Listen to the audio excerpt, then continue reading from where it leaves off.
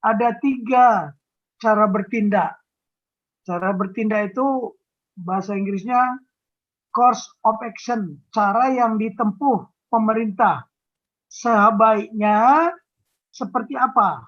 Gitu ya. Cara yang ditempuh oleh pemerintah sebaiknya seperti apa? Contoh, cara bertindak pertama kita sudah jelas mendengarkan, yaitu membela Palestina dalam kurung Hamas, tapi nggak tahu apakah mereka tahu itu Hamas atau bukan, tapi memboikot atau mengutuk Israel. Itu cara bertindak pertama dan ini sudah ditetapkan oleh mereka. Ya, artinya mereka itu adalah keputusan pemerintah. Presiden pun terlibat. Tapi presiden sama Menlu aja kelihatannya, yang lainnya belum tentu karena tidak diajak musyawarah untuk mufakat, ya. Yang kedua, cara bertindak yang kedua adalah mendukung Palestina berdamai dengan Israel. Seperti cara bertindak yang disarankan oleh Gus Dur, mantan presiden Indonesia. Cara bertindak yang ketiga, ya tidak mendukung kedua-duanya dan tidak membela kedua-duanya, gitu loh. Jadi supaya nilai-nilai Pancasila itu mari kita kalkulasi. Sebenarnya saya sudah membuat kerangka berpikirnya, tapi belum selesai ya. Artinya kita mau berdialog. Berdialog ini begini, kalau kita memilih cara bertindak pertama yang sudah diputuskan oleh pemerintah sekarang, yaitu membela Palestina, memusuhi Israel. Nah, di sini muncul pertanyaan, oke, kalau membela Palestina, memusuhi Israel, menentang Pancasila apa tidak? Tolong ditelepon dulu bunyi. Nah ini, ya, membela Palestina, memboikot Israel, ya kalau kita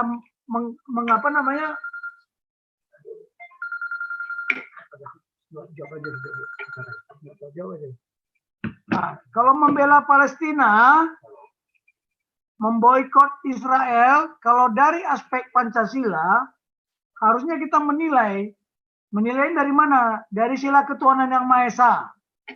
Ya, apakah nilai ketuhanan Maha Esa itu berdampak apa kalau kita memilih membela Palestina, memboikot Israel? Kemudian dari faktor yang kedua, nilai kedua, dari kemanusiaan yang adil dan beradab, ya, apakah itu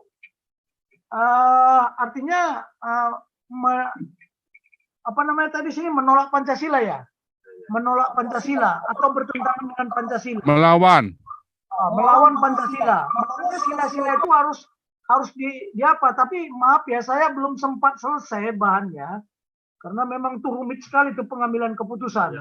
Jadi kalau kita membela Palestina, memusuhi Israel, ya, di situ dari nilai Pancasila, dari ketuhanan yang Maha Esa, kita melawan Pancasila enggak?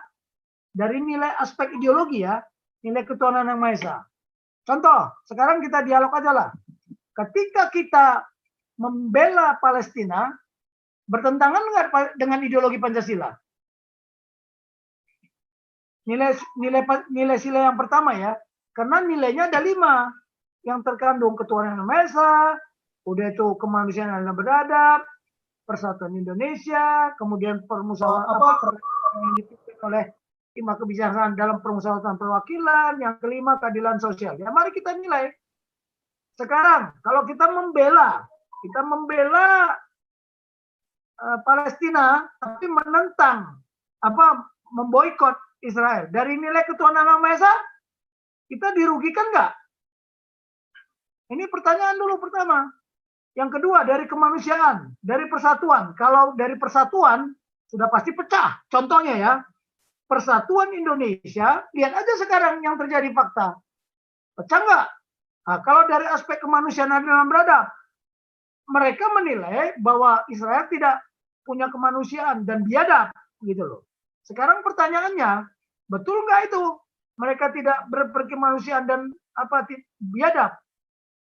Karena saya melihat faktanya, Israel sebelum menyerang, dia sudah peringatkan supaya apa? mereka yang ada di gedung itu mengungsi, ya kan? Tapi coba kita amati kemarin ya Pak Paul, saya melihat gedung itu runtuhnya seperti menara kembar yang ada di mana, di Amerika. Lihat aja runtuhnya kan ke bawah itu. Ya. Tapi tidak ke samping, ke kiri, ke kanan. Artinya dia tidak berdampak ke kiri, ke kanan. Tetapi mengapa gedung itu dihancurkan? Karena gedung itulah sumber apa? Berita hoax. Ya udah, satu berita hoax. Kemudian sumber kekuatannya ada di situ. Nah, apakah itu tidak manusiawi? Mana yang tidak manusiawi? Sementara Hamas membuang roketnya sembarangan. Nah, ini memang harus kita nilai. Kalau kita mau nilai, kelima sila itu harus dikaitkan satu persatu. Ya, mana yang buruk, mana yang baik. Ya, terus Persatuan Indonesia udah jelas. Bagi kita, ya, mau membela Palestina, mau memboikot Israel, ya tetap aja terjadi perpecahan di sini. Nah, itu namanya apakah itu melawan Pancasila? Nah, ini harus kita ya atau tidak, atau tidak. Kalau iya, alasannya apa? Kalau tidak, alasannya apa? Karena pertanyaan kan apakah? Nah, kalau kita mau pertanyakan mengapa kita memutuskan membela Palestina, memboikot Israel, apakah itu melawan? Mengapa itu disebut melawan? Ini memang susah kita bicaranya karena harus detail, Pak Paul. Saya mau membahas ini, saya merenung dari tadi pagi, tapi terganggu ya, ada tamu, ada apa, kan saya nggak bisa konsentrasi. Tetapi tadi analisa saya itu. Nah, CB yang kedua, CB tandingan, CB pemerintah. Makanya kan kita belum mengolah-yudakan. Pemerintah sudah mengambil keputusan. CB kedua seperti yang disarankan oleh Gus Dur, CB tandingan. Membela Palestina artinya berdamai dengan Israel. Itu CB kedua. Harus kita hitung lagi nilai-nilai Pancasila yang terkandung di dalamnya. Kalau nilai ketuhanan yang Maha Esa, baik atau buruk. Kalau dari kemanusiaan yang ada di Barat, baik atau buruk. Baru yang ketiga, dari Persatuan Indonesia. Apakah kalau kita membela Palestina, berdamai dengan Israel, ya berakibat fatal nggak terhadap nilai ketiga Persatuan Indonesia? Tapi kalau yang pertama, kelihatannya udah jelas. Kita ribut sekarang ini, konflik di mana-mana. Ya. Hampir semua wilayah Nusantara ada yang mendukung, ada yang menjelekkan, ada yang baik, ada yang buruk. Wah, ini sesama kita, sesama agama ribut. Ya, antara ya kita katakanlah muslim-muslim moderat juga nggak setuju. Kan banyak juga komentarnya. Tapi fakta-fakta itu kan harus kita tunjukkan. Terus yang kedua, dari kemanusiaan yang ada dalam beradab, ada juga yang mengatakan bahwa Israel sebenarnya manusiawi. Karena dia tidak pukul rata kan. Kalau dia mau pukul rata itu gedung itu bisa rata semua kok. Tapi coba perhatikan ya, saudara-saudara coba perhatikan. Gedung itu runtuhnya ke bawah. Dan dia Israel sudah memperingatkan. Sementara Hamas nggak pakai peringatan.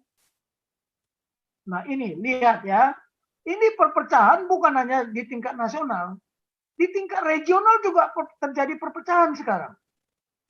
Ya, dengan adanya ASEAN Political Security Committee, itu kan jadi terbelah juga. Ada yang mendukung, ada yang enggak. Tapi dari ASEAN saja cuma 3 kan negara yang mendukung. Yang lainnya enggak. Artinya apa? Ini terpecah juga di ASEAN. Jadi ini kelihatannya, coba baca lagi ya. Ini perkembangan situasi ini nggak habis-habis ini. Ini akan terjadi regional war. Perang terbatas di sekitar Timur Tengah. Tapi dampaknya melebar kemana-mana. Nah, coba kita lihat. Itu baru nilai yang terkandung di Pancasila. Tapi nanti ini, Pak Paul atau saudara-saudara yang ada di Zoom ini, besok kita berdialog. Baik atau buruk. Dari nilai-nilai Pancasila. Dan bukan itu aja lagi nanti. Itu dari aspek ideologi. Nah, kalau dari aspek konstitusi, kita lihat lagi. apakah dengan membela Palestina, ya, memboikot Israel, ya, itu kalau dilihat dari alinea pertama bahwa sesungguhnya kemerdekaan itu segala bangsa. Pertanyaannya, apakah Israel menjajah atau apa? Kita kan harus kembali lagi ke sana. Yang kedua, dari alinea kedua, alinea ketiga, bahkan di alinea keempat yang lebih fatal lagi. Kalau kita membela Palestina, ya, membela Palestina, memboikot Israel, apakah kita sudah melaksanakan perintah melindungi segenap bangsa Indonesia? Apakah kita sudah melindungi seluruh tumpah darah Indonesia? Karena dampaknya terhadap alinea keempat, perlindungan terhadap bangsa ini, kita jadi berkelahi. Jadi konflik, hati-hati ya, konflik paradigma lebih berat, lebih berbahaya daripada konflik bersenjata. Hati-hati loh, karena kita ini terpecah nanti. Ya, melindungi seluruh tumpah darah. Tumpah darah ini sudah konflik di mana-mana. Sudah ingin merdeka masing-masing kan? Nah, dari semangat dari memajukan kesejahteraan umum. Ya, kalau kita membela Palestina, memboikot Israel, dari aspek kesejahteraan, bangsa ini makin sejahtera atau makin tersendat-sendat? Ketinggalan 120 tahun lebih itu, bisa nggak dikejar? Udah itu memajukan kesejahteraan umum. Sekarang mencerdaskan kehidupan bangsa nggak kita? Kalau kita membela Palestina, terus kita memboikot Israel. Itu baru dari cara bertindak pertama. Nah, tugas yang kelima, ikut serta dalam ketertiban dan perdamaian dunia yang berdasarkan kemerdekaan dan keadilan sosial.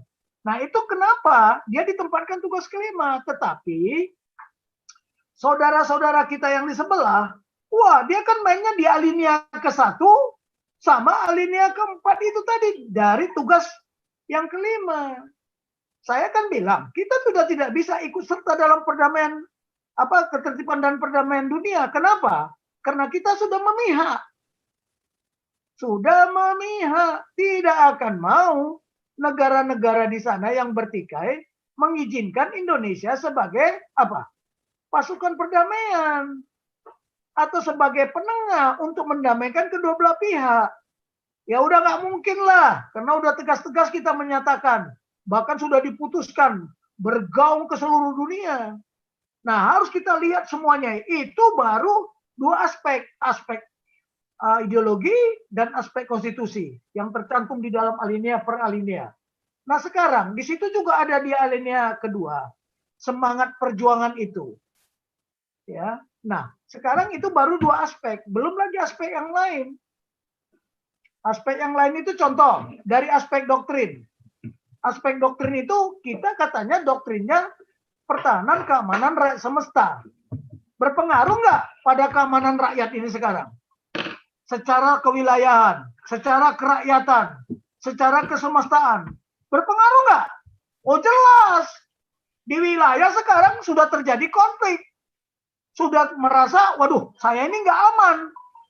Saya bahaya ini, saya kafir. Oh, saya ini non pribumi. Oh, ras saya ini. Ini kan belum dianalisa. Tiba-tiba pemerintah udah memutuskan. Kalau kita mau netral, ya tidak mendukung kedua-duanya. Kalau mau netral. Ada satu lagi, saran Gus Dur. Ya, membela Palestina artinya berdamai dengan apa? Dengan Israel. Ini kita kemarin kan saya bilang, mengambil keputusan tanpa proses, tanpa dianalisa. Nah, nanti hari Jumat depan ya, hari Jumat depan atau hari Senin depan, saya membahas proses pengambilan keputusan ini. Karena kalau mau hari Jumat depan itu katanya Bu Koni ya? Dokter Koni. Saya nggak enak nanti, lebih bagus dia duluan, baru saya. Karena saya kan harus merangkum. Makanya kemarin itu, kita memutuskan ini sudah mempelajari situasi yang berkembang nggak? What was? What was itu dimulai dari mana? Dimulai keberadaan bangsa dan negara Israel. Mengapa ada bangsa dan negara Israel? Mengapa bangsa ini disebut bangsa pilihan Tuhan? Dan itu ada juga di Bible, ada juga di Al-Quran. Katanya, saya belum buka Al-Quran. Tapi kalau di Bible sudah pasti. Mengutuk Israel, ya akan dikutuk. Itu ada di Bible. Saya di Quran tidak tahu. Jadi kita harus menyamakan persepsi dulu dengan mereka. Dan itu harus dibuka. Kalau nggak dibuka ya repot. Karena sekarang yang terjadi yaitu dari awal paradigma das mundasku itu. Saya yang benar, sana yang salah. Ya kan? Datang sana juga. Tidak, kami yang benar, kamu yang salah. Akhirnya kita jadi kami kamu. Nah, yang begini-begini ini karena kita anak bangsa ini harusnya kembali kemana? Ke jati diri bangsa Indonesia yang Pancasilais dan selalu setia. Nah, ini kata-kata selalu setia ini. Setia tanpa akhir kepada apa? Amanat konstitusi. Tapi amanat konstitusi, amanat pembukaannya. Karena batang tubuhnya sudah diacak-acak. 1, amandemen 4 kali. Nanti kita bongkar, benar nggak amandemen itu? Yang pertama, sementara pembukaan mana yang sah? Yang sah yang ditetapkan oleh para founding fathers. Dan itu pun sudah dirubah. Jadi bangsa ini sudah digiring memang ke khilafah, menentang Pancasila. Kita ini udah banyak salah kaprah sebenarnya. Tapi bagaimana memperbaiki ini? Saya juga sudah bingung.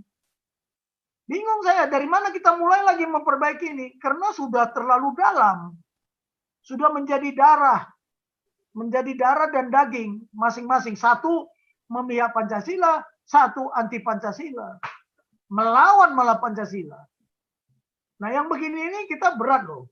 Dulu saya masuk Taruna Akabri, pertama kali saya dites, ada di mental ideologi, namanya tes mental ideologi ya, bukan wawasan kebangsaan.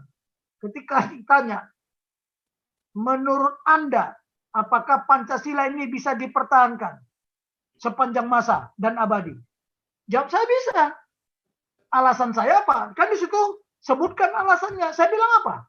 Bahwa Pancasila ini sudah menjadi darah daging bangsa Indonesia sebelum Indonesia merdeka. Oh, itu jawaban saya.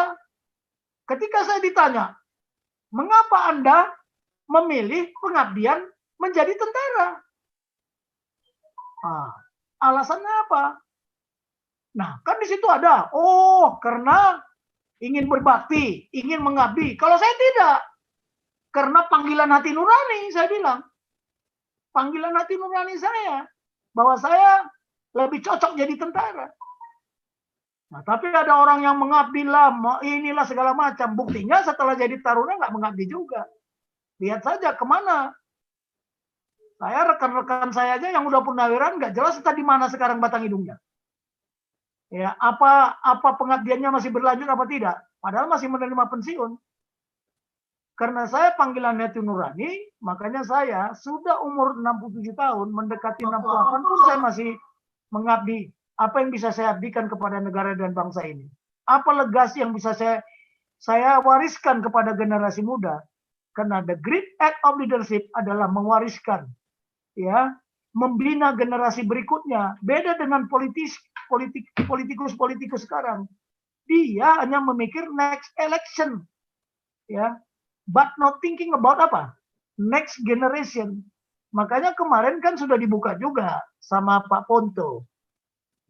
Ini karena mendekati 2024 bersamaan. Makanya kan saya bilang sama Bu Monik kemarin, tolong kita kaji. Mengapa kejadian ini ketika orang Israel memperingati Hari Yerusalem. Tanggal 10. Kemudian mengapa ini terjadi ketika Ramadan, puasa. Mendekati hari Idul Fitri. Yang ketiga, mendekati hari kemerdekaan Israel. Ini by design, kalau mereka punya kemanusiaan, harusnya ya, kenapa mesti dipilih waktu itu? Apa tidak ada waktu yang lain? Karena ini, strateginya apa? Agar semua ya, komunitas Muslim, menganggap Israel biadab. Udahlah. Mau diapain? Israel biadab, siapa yang bikin mereka biadab? Ya kita-kita ini kan. Jerman membuat dia biadab. Ya, beberapa negara yang lain juga mereka bikin biadab karena hidupnya selalu tertekan. Harus survive setiap detik. Bukan setiap jam lagi, setiap detik mereka hidup harus survive. Bagaimana saya bertahan hidup? Saya juga dalam analisa, ketika orang-orang Israel kembali ke tanah leluhurnya, tanah yang dijanjikan Tuhan, mereka pun dari beberapa negara. Mereka dari beberapa negara datang ke sana. Mungkin juga mereka sudah mengikuti budaya wilayah-wilayah daerah setempat waktu itu. Tapi mereka masih memelihara nggak tradisi dan budaya Ibrani. Tapi saudara, ini memang kajiannya, wah repot sekali. Itu tadi baru saya bilang, dari ideologi, dari politik, dari ekonomi, dari sosial budaya, dari pertahanan keamanan. Itu nanti menjadi aspek analisa kita, apakah kita melawan Pancasila dengan membela Palestina dan menentang Israel. Ini memang kajiannya panjang. Coba nanti kita semua berdialog biar mereka juga tahu. Ya, itu saja dululah yang saya sampaikan dulu.